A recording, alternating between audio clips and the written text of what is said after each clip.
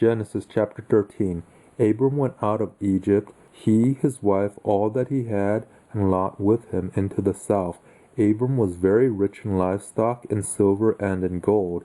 He went on his journeys from the south even to Bethel, to the place where his tent had been at the beginning, between Bethel and Ai, to the place of the altar which he had made there at the first. There Abram called on Yahweh's name.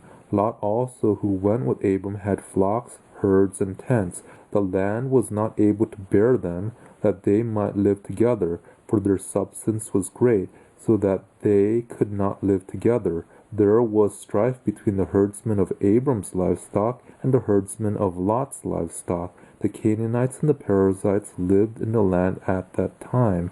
Abram said to Lot, "Please let there be no strife between you and me, and between your herdsmen and my herdsmen, for we are relatives.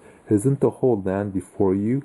Please separate yourself from me. If you go to the left hand, then I will go to the right. Or if you go to the right hand, then I will go to the left." Lot lifted up his eyes and saw all the plain of the Jordan, that it was well watered everywhere, before Yahweh destroyed Sodom and Gomorrah, like the garden of Yahweh, like the land of Egypt, as you go to Zoar. So Lot chose the plain of the Jordan for himself. Lot traveled east, and they separated themselves the one from the other.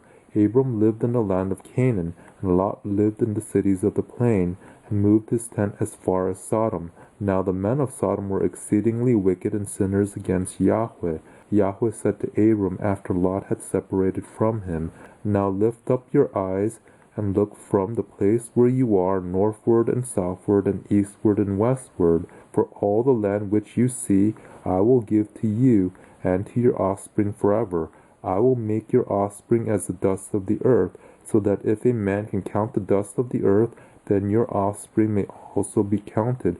Arise, walk through the land in its length and in its width, for I will give it to you." Abram moved his tent and came and lived by the oaks of Mamre, which are in Hebron, and built an altar there to Yahweh.